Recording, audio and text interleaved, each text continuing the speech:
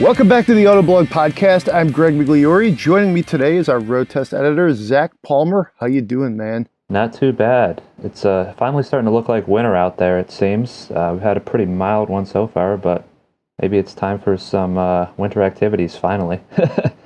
I think so. It's I've only shoveled maybe once before this winter, and I wasn't even sure I really needed to because it melted pretty quickly afterwards. But it's about time. There's only about 5 days left in January. So let's jump right in. We've got some great cars to talk about. Zach, you've been driving most of them. The Volkswagen Arteon, the Kia K5, the Acura MDX, and then we'll do another quick Acura TLX update as I continue to navigate winter here in our long-termer, our newest long-termer. We'll talk some news here about the Xterra coming back, some news out of Lotus, and then maybe a couple other things if there's time. So let's jump right in. The Arteon, I've always found to be an interesting car for Volkswagen. They've dabbled in some higher end models like the CC. I always thought was memorable, beautiful car. The Phaeton, going back a little bit, cars that were beautiful that didn't sell really. But the Arteon is sort of their, I think, opportunity to make it maybe a little bit more accessible, but still it's a pretty good looking car. They didn't do a ton as far as the updates, but just enough to kind of keep it fresh. You drove this back actually a few weeks ago. Thoughts? What do you think? Yeah, the Arteon is a weird one, I must say. You know, it's one of those cars that that really feels like it would play well in Europe, but just sort of hit with the wrong timing here in the U.S. Whereas when somebody wants to spend $50,000 on a car, nowadays they're buying a crossover. They're buying a Volkswagen Tiguan or Volkswagen Atlas, and that has really been the Achilles heel of the Arteon so far. They really haven't sold many of them at all. Just a few thousand per year, which not great when you're talking about a mid-size sedan, sort of about the same size as a Honda Accord or any mid-size sedans like those. But just like you said, Volkswagen has updated it this year, and it's still the same basic car, the same premise, but I think that they've sweetened the deal by making it a little bit more premium. The interior is really where they spent most of their time on. It's sort of was priced in that budget Audi range before, but now it really looks and feels like a budget Audi in there. You have all the big touch haptic controls. How Audi has their dual touch screens with most of their new cars. Well, this is sort of like a quasi dual touch screen approach in the center stack again. And you have some really great ambient lighting. You can choose from 30 different colors. The whole dash gets a redesign that makes it look a lot more premium. Before, it just sort of looked like a semi-gussied up Passat, which just isn't great, when you're charging $10,000, $15,000 more than a Passat. And they even went the whole touch haptic route in the steering wheel too, which I actually found to be pretty useful, unlike the Mercedes touch haptic steering wheel that I recently tried out in the new E-Class. That thing was just impossible to use from like an ease of use standpoint, but in the Arteon, there's a nice combination of touch haptic feedback and actual physical controls there that feels right and is not distracting to the road. So that's about it on the inside. On the outside, they did one design thing that I think really makes a difference, is that they've extended the DRLs all the way into the center, so it's almost like there's a front shield on the car of light. And it looks luxurious, it doesn't, look like a cheap Volkswagen or anything like that. And the design really, I think, is the number one thing with the Arteon, like why somebody might buy it, is the thing is just so pretty. There's maybe only like one or two sedans that I think, sort of get up to that level right now. And, one of them is the Kia Stinger GT, which is this car's main competition, being a hatchback. And really, I think the Kia Stinger is its biggest problem too, because instead of giving us the Volkswagen Arteon R like Europe gets, a performance version, we still stick with the standard Arteon that has 2-liter turbocharged 4-cylinder, 268 horsepower, front-wheel drive standard, all-wheel drive available. And the car is just, it's just not very sporty. It's, your typical just boulevard cruiser, very comfortable, very sedate. It's not particularly quick. It doesn't handle particularly well. It's just sort of, good. Whereas you can buy a Kia Stinger or Kia Stinger GT for just about the same price. And that thing is a roaring sports sedan, way, way more fun than the Arteon.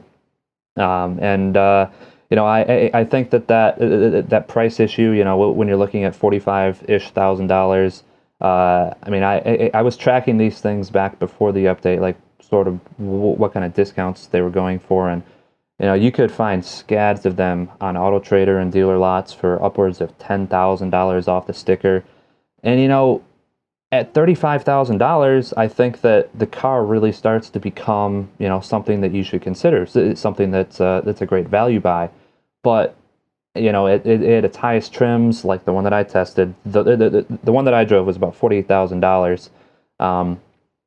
At that price, it is just really, really tough to actually recommend this when you can have a car that's comfortable, fast, a premium interior, all that hatchback utility in the Kia Stinger.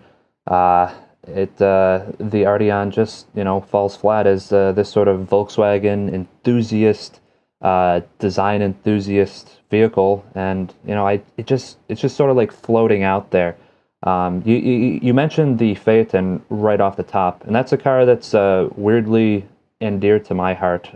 My mom actually daily drove one of those when I was growing up. My dad bought one used, traded his C5 Corvette for it.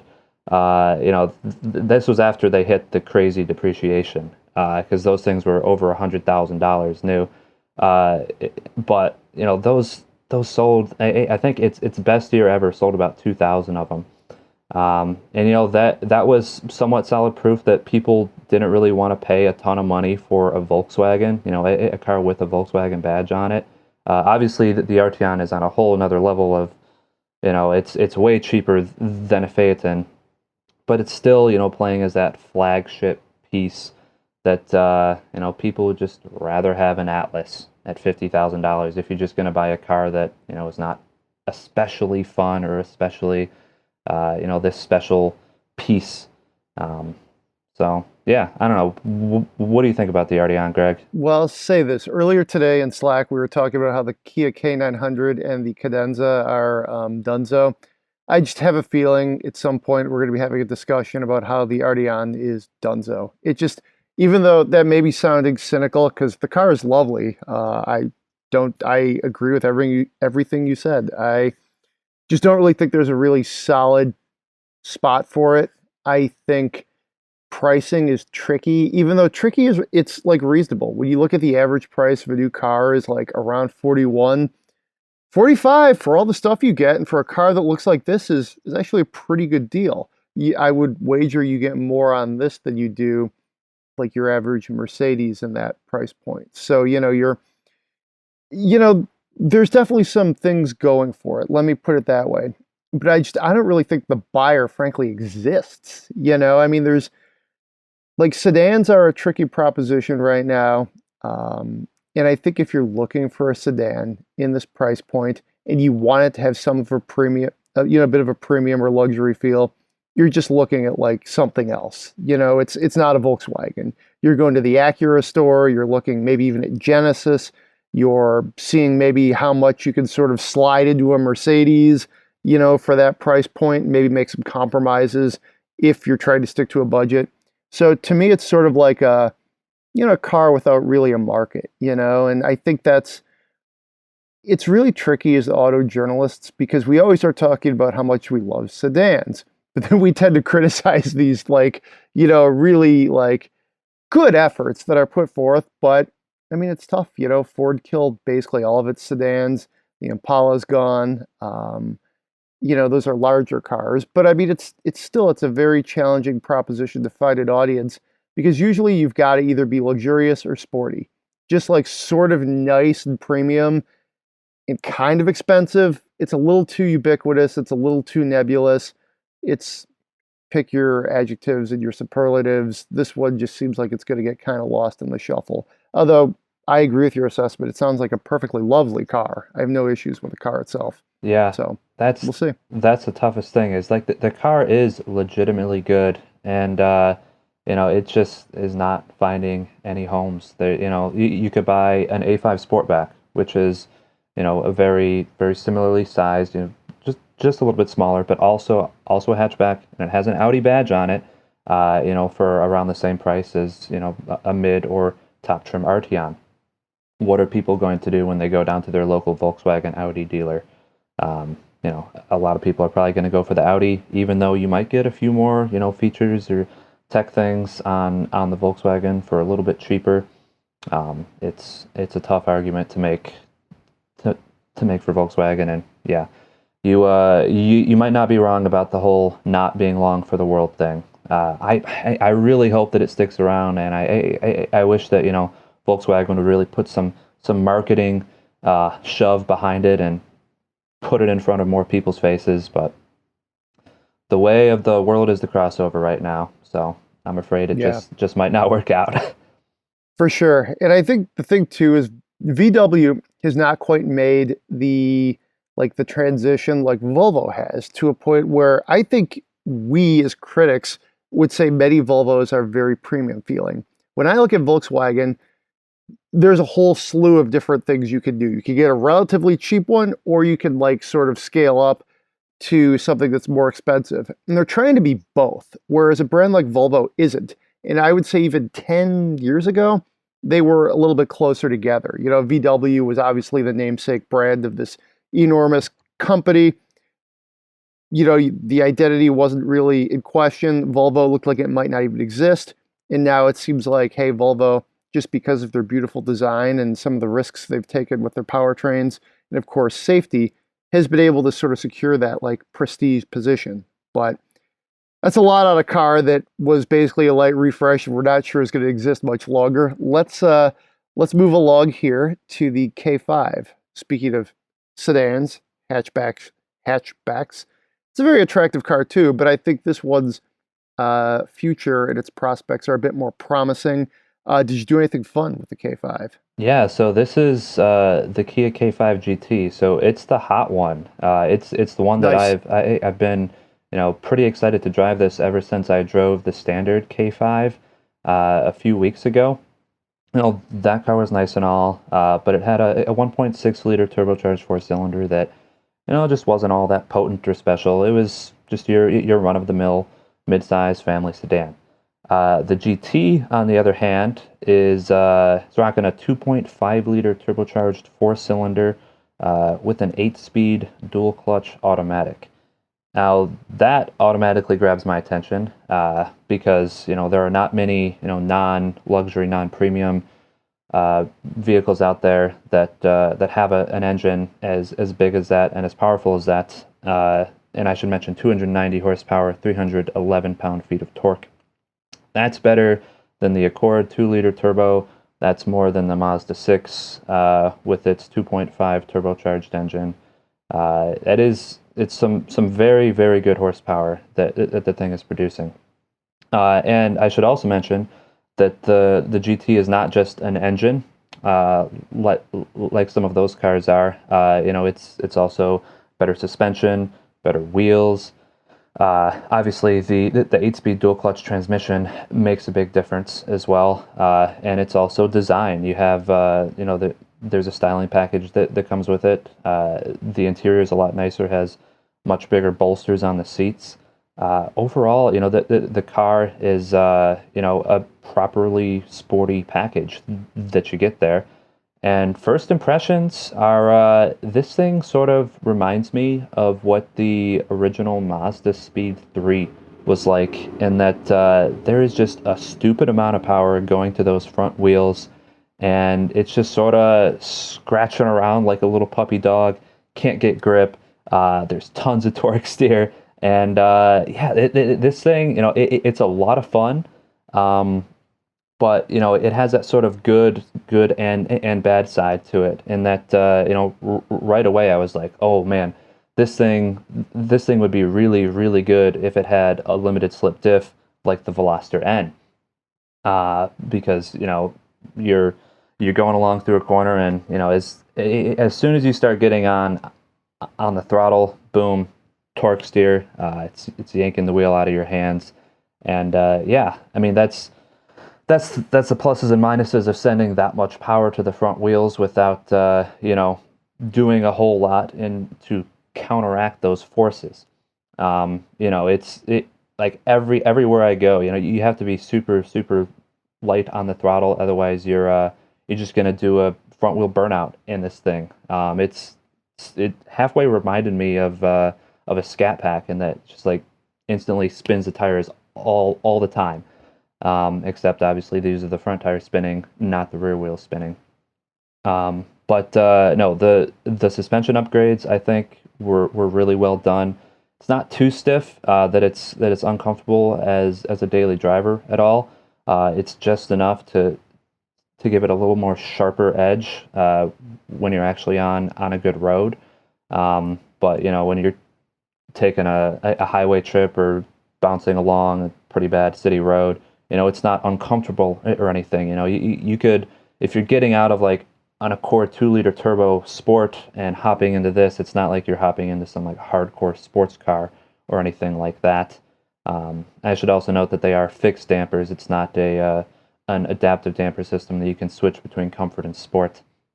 The sport seats themselves, those are really good. I think that it's just the right amount of bolstering, for daily driving. You can slip in and out of the seats nicely, but it's not like you're climbing over anything, and it's really holding you in nicely when you do want to drive quickly.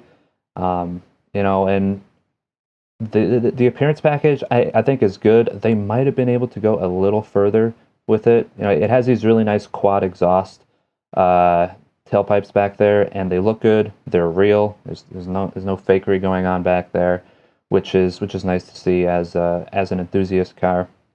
But you get some Stinger vibes. I might just want a little bit more from it, especially with how quick it is. They claim 0 to 60 in 5.8 seconds. That is, that's a good number. It's not like blow your socks off crazy fast. And I know I definitely haven't been able to hit that. Maybe in the warm, with some really prepared nice roads, but in the really cold winter driving we've been doing around here, there's just not enough grip. And honestly, this car could be a lot different than how I've described, and it's crazy, just torque steer all over the place, just because we are in such cold winter weather. So I would be curious to see how it drove, on a nice 80-degree day, to see if I still think the same about it just being too much power to the front for its own good. But it's a riot, and if you're in the market for something like this, you're thinking, oh, Honda just dropped the manual in the Accord with the 2-liter turbo. Well, this thing has an 8-speed dual clutch transmission, and it shifts super quickly. It's obviously not 3 pedals, but it's better than what pretty much everybody else is doing with a slush box torque converter automatic that's quick-ish. But this is more like a transmission from a BMW, like the ZF 8-speed, in that it responds pretty quickly to your commands. So all around, lots of fun. Could definitely be improved. It feels like it's sort of like middle of the way. It's like halfway leaning into the sport, halfway not completely going all the way in. But nonetheless, a really, really cool and interesting effort from Kia, I think. Yeah, no, that's a good synopsis. And I think it's interesting too. You mentioned some interesting competitors, and just, when I was kind of reading about this car ahead of time, it's drawing a lot of different comparisons, like even some favorable to the BMW 3 Series, which maybe is a stretch in some ways. But to me, this is a really big step forward for Kia, considering that the K5 replaces the Optima, which was fine, but to me, just even switching the name, it feels edgier, it feels cooler. It feels like they're trying to do something more ambitious. It's a beautiful car. It, again, they took some risks with the design and with the powertrain, options. Adding this GT line is, I think, very impressive, but I give them a ton of credit for that. Um, I kind of wonder, like, who exactly this buyer is, but on the other hand, this car seems so good to me that I feel like it will find its identity as this like enthusiast hatch that, the Arteon that we were just discussing is probably going to struggle to find its spot in the market. So excited to drive the GT line. I think that is definitely the one that, as enthusiasts, we would be most into, I think. And yeah, I mean, to me, Kia has done a lot of good things for enthusiasts in the last 2, 3 years. I mean, the Stinger, we loved it. We had a long-termer that was really impressive. There were some issues, particularly with the interior, particularly as our year with it went on. But to your point, very good first effort. And same with this, very good first effort. Not quite there, it sounds like, based on your impressions, but getting there. And, I'll also give Kia a lot of credit too for they're trying to really become an enthusiast brand. It's something they've been working on for the better part of a decade. They got into racing. They've been trying to like make that a part of their pedigree. And it's not easy to do. I remember I was at a track just outside of Las Vegas about a few years back now. And Kia was taking us for rides in their race cars. And literally their PR guy was like, we've got to be good at this. And we've hired some of the best people we can. Because if we're not good at this, we're going to get laughed out of this. It's sort of like, Ford and Chevy that have been racing for hundreds of years, Honda, Toyota, that have those backgrounds. You can have a bad year, you can have a bad car. Like, they were very mindful. They were like, hey, we have to get this right. And basically our first attempt. And I give them a lot of credit for doing that, because it's tough to not have performance in motorsports at all in your background and know that you may not even get there and to take that risk. So I think it's cool. We're seeing it pay off in their cars, in their performance chops. And, as an enthusiast, I'm impressed. I like it when brands go for it. And that's what we're seeing from Kia right now. Yeah, 100%. I mean, the Hyundai Veloster N, I think, is the biggest step that, the Hyundai Motor Group has made as far as performance goes. Again, a long time. Like the Stinger was great, the G70 was fantastic, but the Veloster N is, that's a true enthusiast car. And there's going to be the Kona N coming up. I think that thing's probably going to be a riot if they give it the same treatment as the Veloster N. This K5 GT feels like an echelon below. If I were to compare this to AMG, because that seems like the easiest thing to do, like an N is like a 63, and then a GT, as far as the Kia line, is sort of like a 43.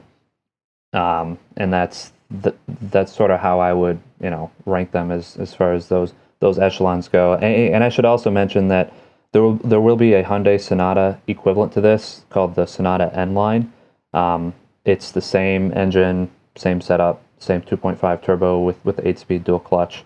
So it'll be interesting. I mean, at that point, it'd almost just be which do you like that looks better, which interior do you like more, because they're pretty much going to be the same underneath. And I think that James out in Portland is going to be driving that Sonata for us soon. So I'll be curious to see what he thinks of this thing. Yeah, it's interesting too. I think as Hyundai Motor Group has really dialed down on performance and, sort of shared that through both Hyundai and Kia.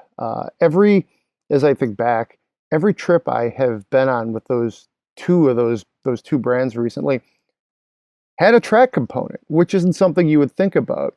And, they would draw comparisons to their sort of sibling brand, sometimes like sort of trying to like one up the other, which I think is cool. So we'll see. Yeah. But let's transition to the Acura MDX, which is kind of a hard fade here. That's not like either of these two sedans we've been talking about. Very important vehicle for Acura, though. And it's basically a vehicle that is among, their better selling vehicles, crossover. So this is something that's very mainstream, very important. Impressions. What do you think? Yeah, so we might think that it's very different from the performance-ish slanted GT, but Acura has made performance a bit of a priority with this three-row crossover too, which is sort of weird to say off the top, but that's the way that Acura is really going these days. You saw them emphasize performance with the RDX, and they really emphasize performance with the TLX. Greg is obviously going to chat about our long-termer right after this, and some of the good things that I have to say about the MDX also can be said about the TLX, most specifically the SH all-wheel drive system. They're pretty much one and the same, and it's one of the best torque vectoring systems out there. But I think what's really important with this MDX is the design. And this thing, it looks totally different than the outgoing MDX in that it's riding on a totally new platform, with a much longer dash to axle ratio that makes it look, like some of its rear drive competitors, like an Audi Q7, some similar proportions to something like a Lincoln Aviator, but of course with Acura's own design slant on it. And man, it looks really, really good in person. This is honestly one of my favorite looking luxury crossovers from this segment, of course, right now. So they've done that well, and they've also done the interior really well too. This thing no longer looks like it's from the early 2010s, late 2000s, as it was before with its weird dual touch screen, and then I don't know, just total mashup of buttons in there. No, it looks modern. It looks luxurious. It looks sporty inside. It's a bit of a tech pantheon, really. It's the first digital instrument cluster from Acura that we've ever seen. And if you don't count the Honda E, it would also be the first as far as Honda and Acura go. Obviously, we don't get that little electric car here, but no, I think that the MDX is a great car to showcase it on. One little Easter egg, I'm not sure if it is an Easter egg, but it's new. It's cool in that when you put it in the sport mode, the tachometer looks just like the S2000's tachometer in that it arcs across the top in this sort of horizontal half circle. It looks straight out of an S2000. I just thought that was a really cool touch. Just sort of a throwback to Honda's performance heyday right there.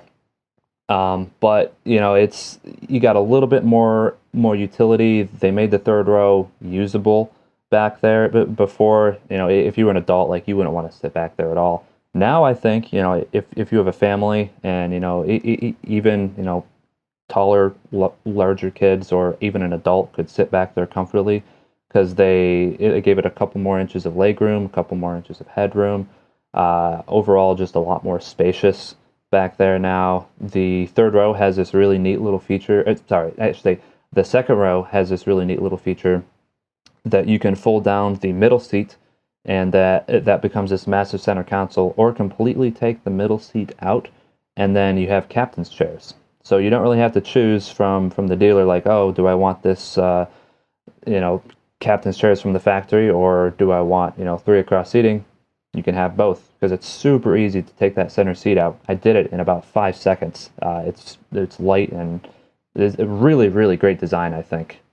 So as far as like a family vehicle goes, I think Acura did a good job in the updates here.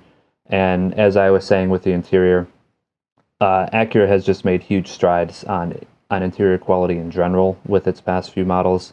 I'm sure you've noticed it with our TLX, Greg, but this MDX is the same way. Slathered in a bunch of really great leather. The infotainment screen is quick and snappy. It's that interesting and weird touchpad technology that definitely takes a minute to get used to. But I've driven enough Acuras as of late that I'm really starting to get to like that infotainment. I'm still not 100% there, but I have a feeling with some more time in the TLX that I will be more of an advocate of that system. That's an interesting point. I'm not sure I'm there with you on that infotainment. Yeah. I was going, I've been popping in and out of the TLX every couple days, without a commute. You don't drive every day usually. Yep. But every time I get in there, I'm just like, oh my gosh, how does this work again? And I found with like cold fingers, it's kind of hard to get that touchpad to like do what I want. So yeah, I'm getting educated. I don't know. I don't know if I'm ever going to get there. And that's why we do long-term tests. We get multiple Yep. opinions here. Other people like pick these things right up, but man, I don't know. It took me literally like 5 minutes just to go from satellite to FM radio the other day, and I was like, what is happening here? So I would say my issue with it is not that it doesn't work, it's that it's not intuitive. So Yeah. yeah. I agree. It's definitely not intuitive. And the first time I tried it like a year ago in the RDX, I was like, what is this madness? It makes no sense at all.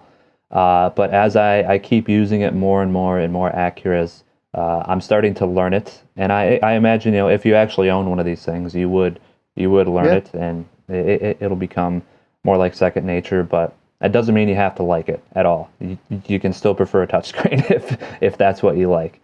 That interior sounds brilliant to me, though. It is. I actually didn't know that part about how you could move the seats around and sort of configure it how you would like. I think that's something we should see more of in three-row SUVs, because I think with that part of the market really growing, really becoming something people want, it's not necessarily that people want three rows. It's that they like the idea of a larger vehicle, and they might want to have three rows, but they don't want it all of the time.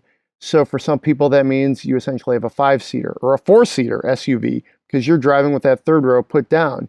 And then if you can sort of move the middle seating around, all the better. Because again, with an SUV crossover, you've got to be able to like move stuff and people, and the circumstances change. If your life is static and you're not, your things aren't changing, maybe you go for a sedan or a sports car or something. But one of the reasons you buy a crossover like the MDX is that functionality. So I'm excited. And I'm actually super excited about that S2000 callback. That is like, that puts me right back in, like, I remember driving the S2000 Club Racer back when I started out in this business, bright yellow. Oh man, that car was amazing. You got so much attention in that. The gearbox was amazing. And again, just watching it light up, it was almost like an 80s, like kind of Knight Rider theme, if you will. Like, it was really throwback even 13, 14 years ago. So that's a nice cue. That's like when you see some of these, I'll make a bad comparison, but like if, you watch different sporting events and you're like, oh, that team's wearing throwback jerseys or the numbers are throwbacks this week. I always like that stuff. So that's good to hear. Oh yeah, and it's a good segue to this car's performance, in that it's not like your boring three-row crossover to drive. That new platform, way more rigid than the outgoing one. It also has Acura's double wishbone suspension design that it's getting into most of its new cars. Same with the TLX. And it handles way better than I figured a 4,500-pound crossover would. I've driven most of the competitors. This thing feels more light on its feet, feels agile, changes direction quickly. It's tough to really throw it, to actually get it feeling like the big crossover SUV that it is. That's really great, and I will credit the SHL drive for some of that, just because its torque vectoring ability to really pull you through turns and send power left to right, front to back, is among the best in the business at that. As far as actual acceleration forward, still has the 3.5 liter V6 it's had for what feels like forever at this point. It does get a new transmission, has a new 10-speed automatic instead of the 9-speed. Which is good because they gave it a lower first gear that helps acceleration. Still doesn't feel fast. It's just feels a little quicker than it did before, which, as far as, just a family workhorse goes, that's all fine and dandy because the Type S is a coming, and that'll have the 3-liter turbocharged V6 that has 355 horsepower. So if you really want something quick, the Type S is there, and that's in summer. For now, though, you can get this MDX, which I think is a really good car, and value-wise versus some of the others out there, especially if you're looking at a German, you're getting a ton for your money. That you still won't get something as fancy as a 3-row Mercedes-Benz crossover with just lavish accoutrements and the type of quality that goes into those cars. But for what it is, fully loaded at just over $61,000, MDX is a really, really good luxury buy, I think. I think in broad strokes, you've kind of described how I feel so far about the TSX sedan. Again, we introed this last week on the podcast. We're going to try and make our long-termers a little bit more of a regular part of the podcast this year. Just quick hits here. But again, drove it for another week. And look for that introduction. We're going to have that up on the site fairly soon. The words are done. I just need to take some pictures of this car. But it's a beautiful car. And I think some of the things I've been noticing as I've been spending more time in it is I think Acura has done a nice job of sort of cleaning up its interiors a little bit. Obviously, this one, which is an A-spec trim, is gorgeous inside with a lot of the different like racing cues, like the sport steering wheel, which is flat bottomed, and some of the stitching. Obviously, there's some exterior cues as well, but the interior is very nice, and it feels very, I would say it just feels more natural than some of the interiors Acura has been rolling out recently. At times, it seemed like the shapes were a little bit too much. The TSX is nice. It's in some ways, it's a cleaner experience than many of the BMWs I've been in lately, like the 5 Series and the 3 Series, where it feels like the insides are like bulging kind of at you. So that's been a pleasant surprise. Like I knew the TSX was a gorgeous car, and I was very excited about it from that perspective, because it's very clear that without even knowing what it is, you would assume it's like a rear-wheel drive car. It's just got that long hood, the dash to axle ratio, all the things that you expect. And it's all-wheel drive and front-wheel drive, in fact. But you get inside, and I think Acura interiors have been a little bit of a mixed bag in recent years, and this is nice. It's a good step forward for them. Yeah, I mean, this one, it's got the 10-speed, which is good. It's got the 2-liter turbo, 272 horsepower. The Type S, which is coming this spring, we haven't heard it's not. We're talking about 355 horsepower. My take is that it's actually good we got the A-spec with just the 2-liter turbo. That this is the car that most people who are going to try and get into it are going to buy. I may be proven wrong on that. I don't know. Maybe people will decide if I want a sports sedan, I want all that power. I don't know. But my thought is this one, ours is coming in at 47 grand, just a little bit over. It really feels right to me, And if, again, we were talking about that average transaction price of 41 grand just in the US, this one for 47 feels like you're getting a lot of car for that price. It feels like a good value. So, yeah, I mean, I guess I haven't driven it that much since we last podcasted, but, the more I've been getting into it, like testing its limits, trying different things about it, noticing different things, it's been like kind of through osmosis, like I've been absorbing it, and again, that interior is something just this week I would highlight as almost a pleasant surprise. I mean, we'll see about that infotainment system. I'll be interested to hear your take on that.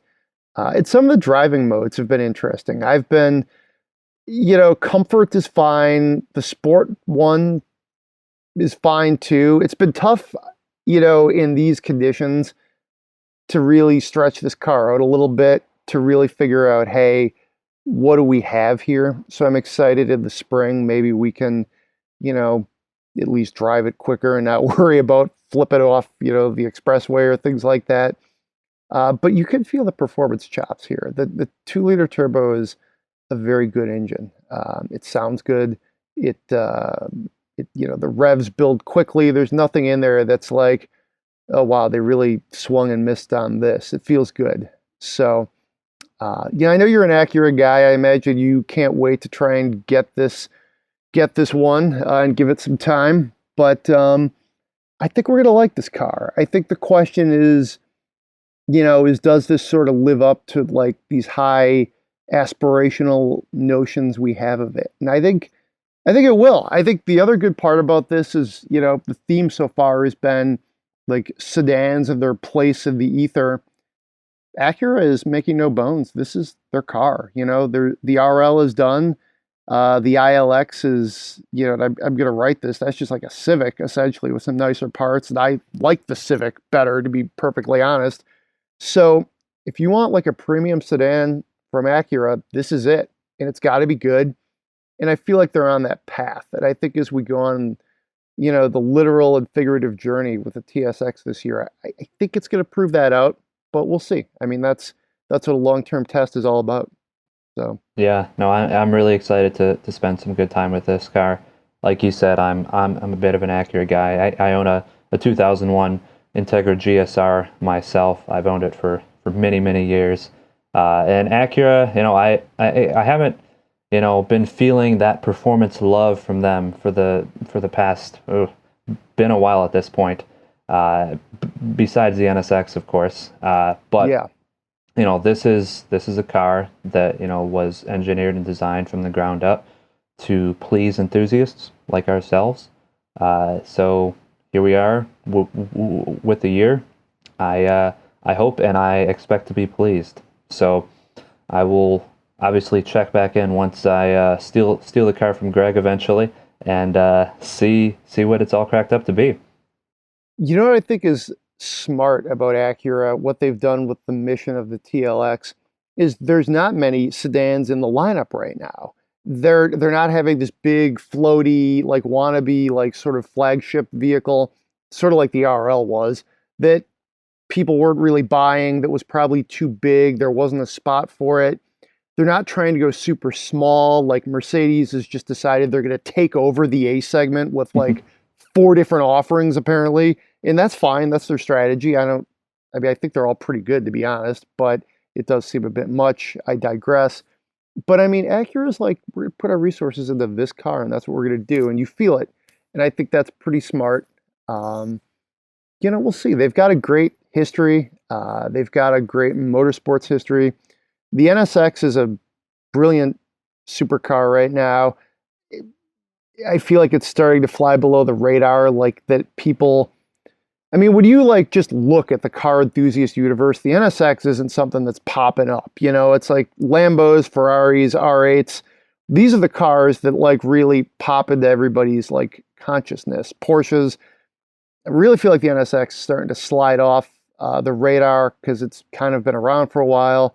And that's fine. Cars like this tend to have a long gestation period and a long life. They don't need to do much. I drove one last spring and it was brilliant. But again, you got to have more than that. A line I put in my story was like, it's great to have a halo car, but it's got to reflect its light on something. I think that's where the TSX can hopefully make some hay. I was struggling to make connections with this car. Just diving through sort of some of the dusty pages of Acura's history.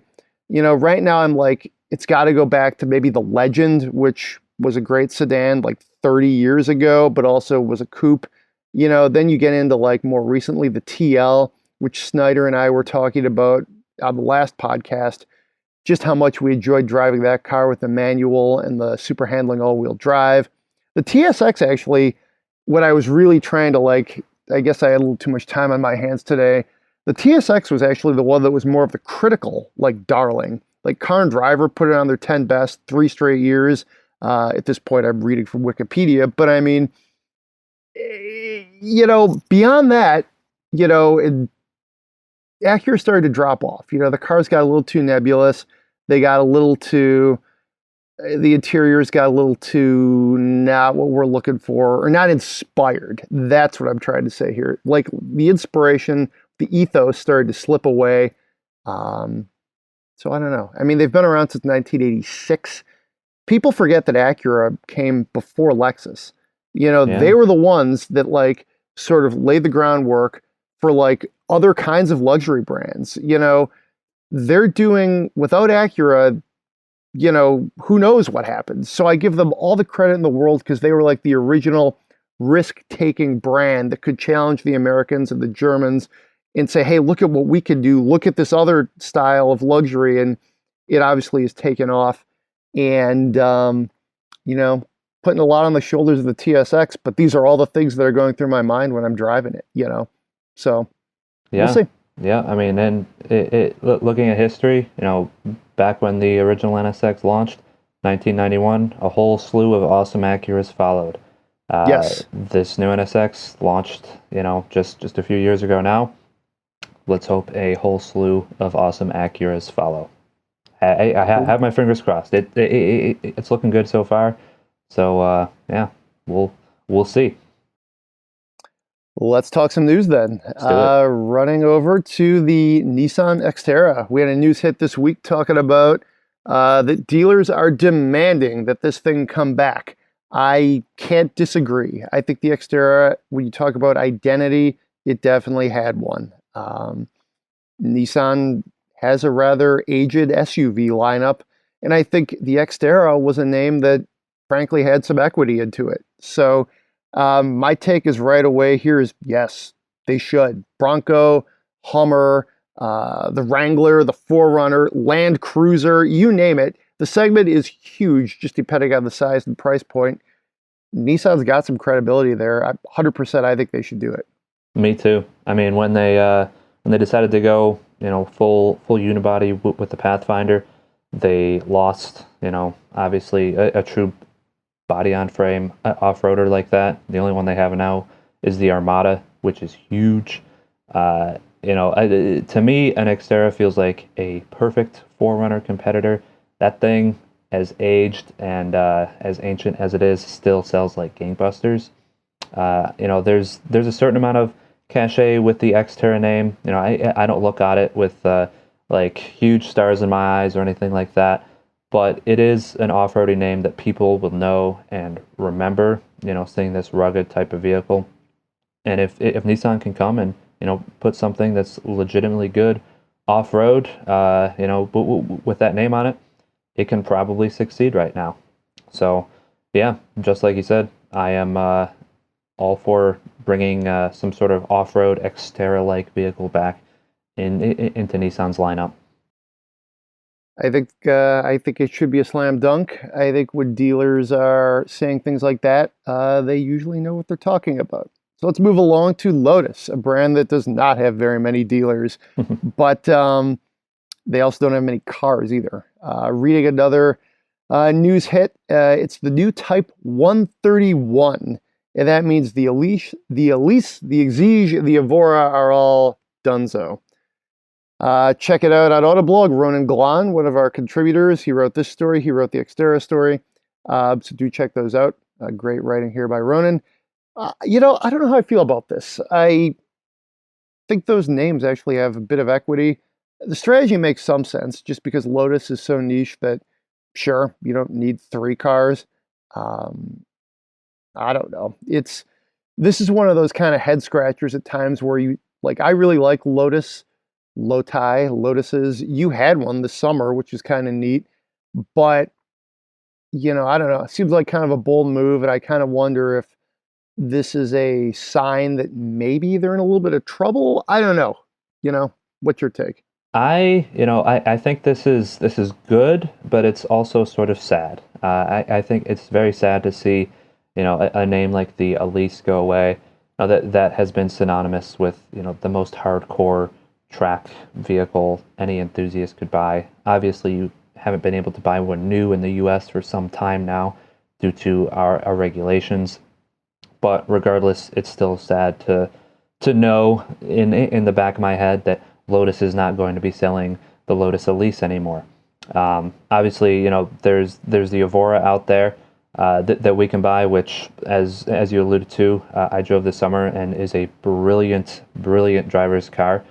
So that's also sad to be going away. But I think the light that we can see in this is that this is going to be, the new Type 131 is going to be a car that is done in the same vein as the Evora and Elise with the same ethos. It's going to be a super lightweight sports car. The reports claim that there's not going to be any kind of electrification. I can pretty much guarantee you that there's going to be a manual transmission available. There'll probably be some sort of automatic as well. If they're smart, there'll be a dual clutch, super quick, fast shifting automatic to maybe increase sales. But all signs point to this being a very, very good sports car. And at the end of Ronan's story, I think it is more great news for us is that it will be sold in North America. So we haven't been able to buy the Elise for some time now. So you can't be too sad about that one dying, other than its heritage. And now here's a new Lotus coming to us. That hasn't happened in a long time. I think the Evora was back in 2009, 2010.